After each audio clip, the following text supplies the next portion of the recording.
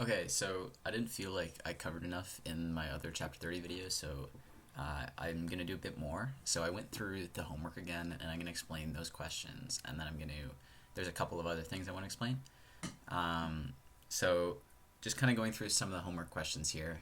The first one is just using this like formula that I talked about in my last video. So if the number of people unemployed equals 400,000 people and the average duration of unemployment spell is about 9 months, then what is the outflow from unemployment? So that formula is just it's the number of people unemployed divided by the outflow equals the number of months. So rearranging, do 400,000 divided by 9, and you get the monthly outflow is 400,000 or 44,444.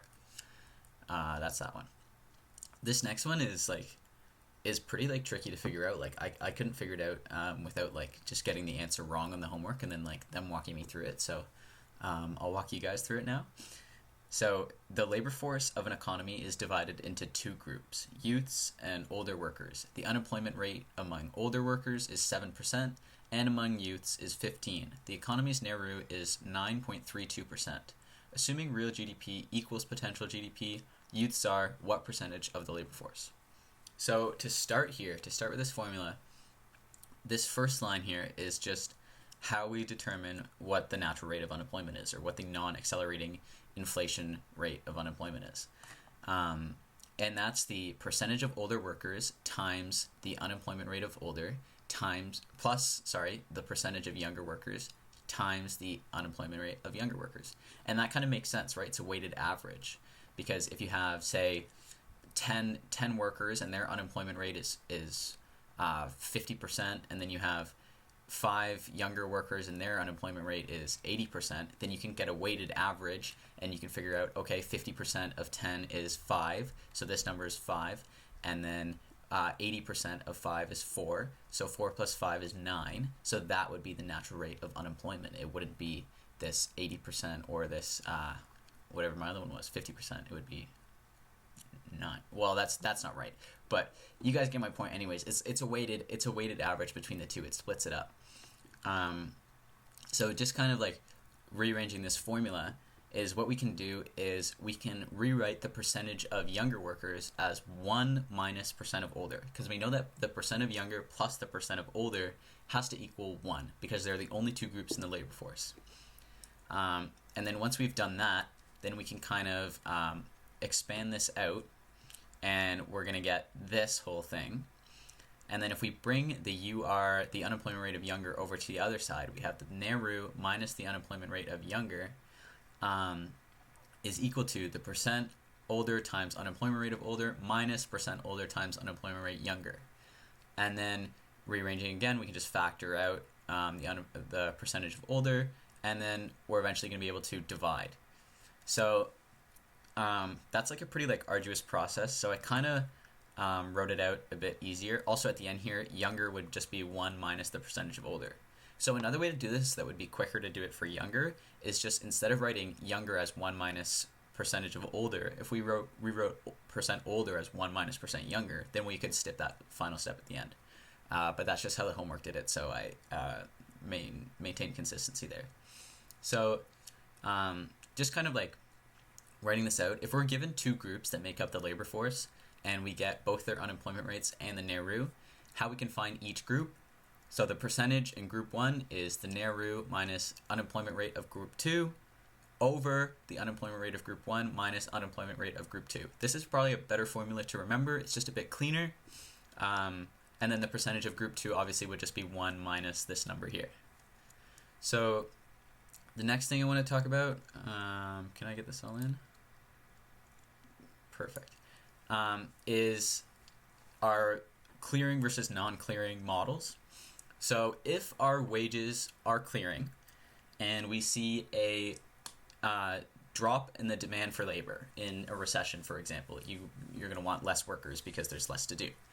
So if wages are market clearing, when we assume demand drops and then wages and demand both fall to get to this equilibrium point right here. Sorry, wages and labor. That should be an L. L2.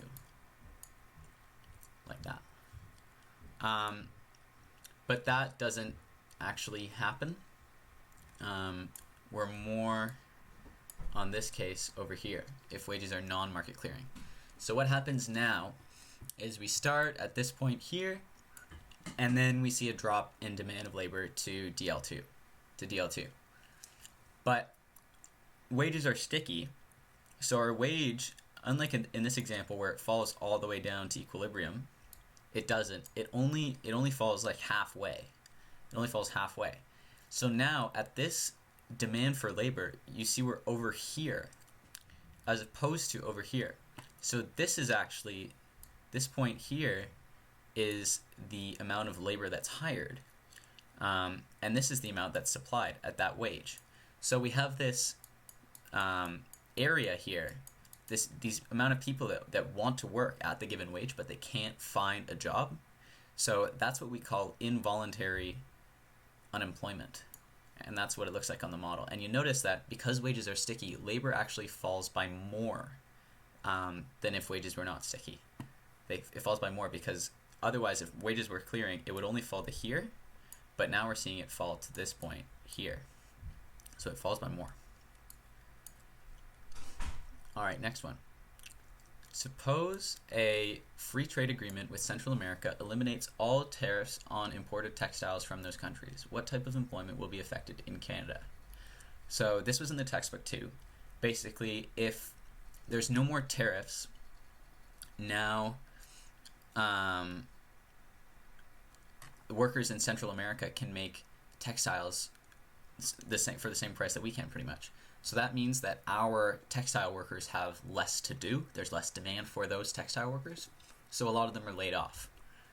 And why are they laid off? Because they don't have the right, well, they're laid off because there isn't enough demand, but now they can't find another job because they're a low-skill worker. They can just make textiles, which is like carpets and stuff. And so we can say that they're not only frictionally unemployed, but they're structurally unemployed. Another example that the textbook talks about is the price of oil rising.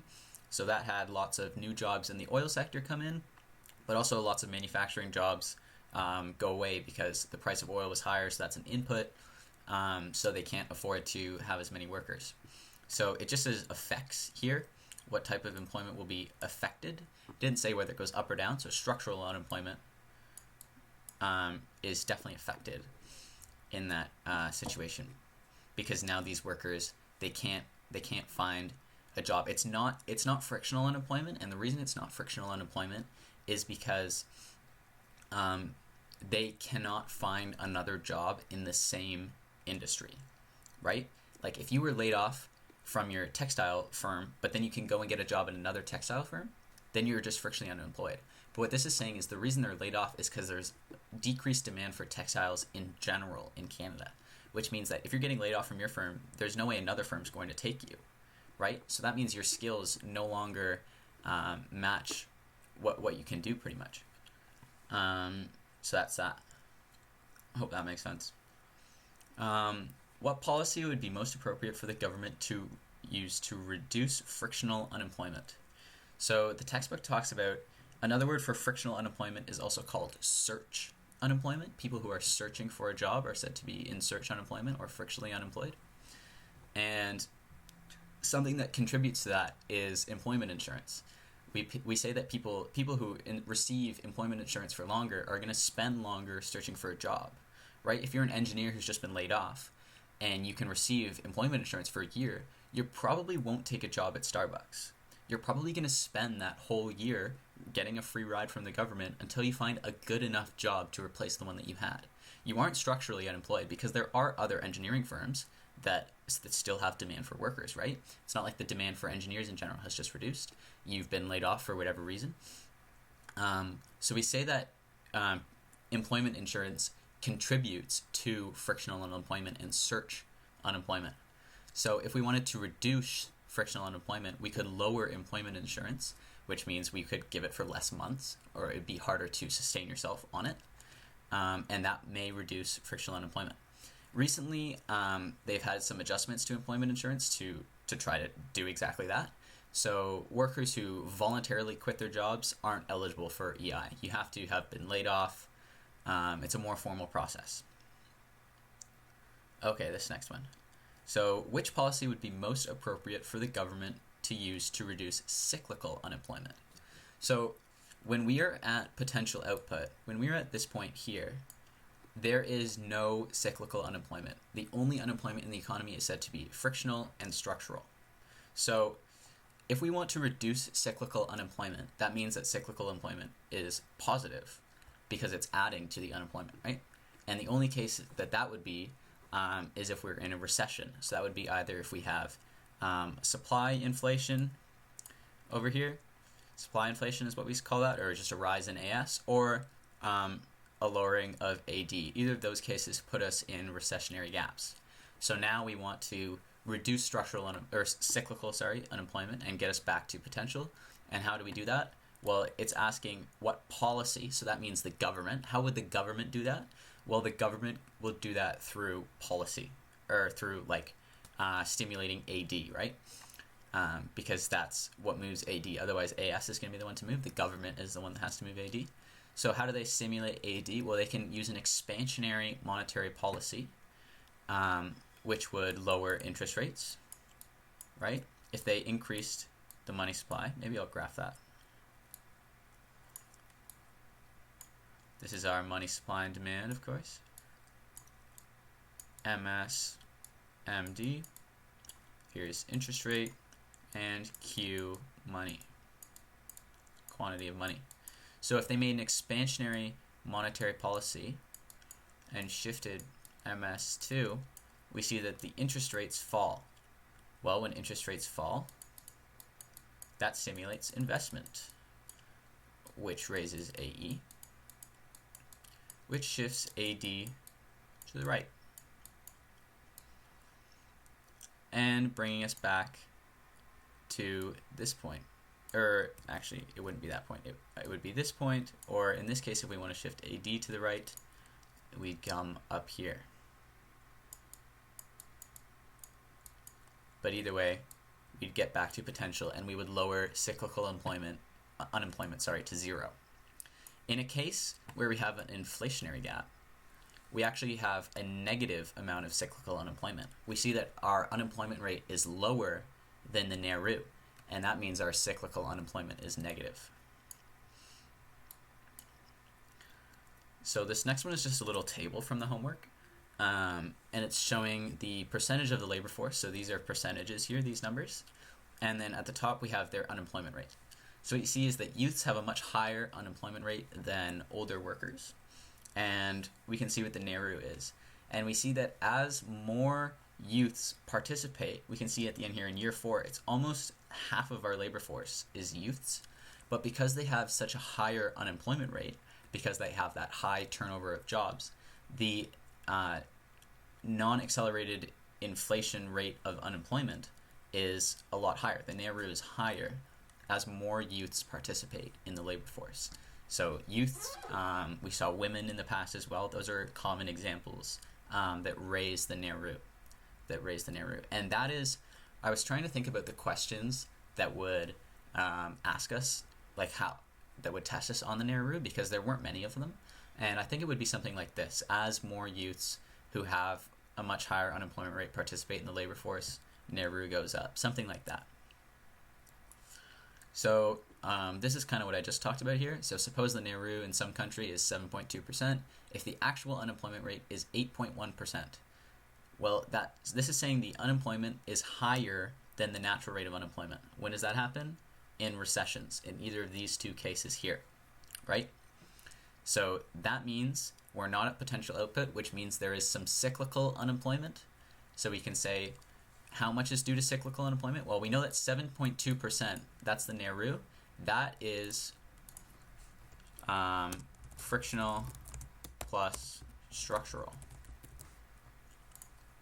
Frictional plus structural always equals the NAIRU, and then any additional amount is cyclical. So 8.1 minus 7.2 is 0.9, so that's due to cyclical factors. And that's all I wanted to cover. I think chapter 30 is pretty extensively covered now. I hope that helps.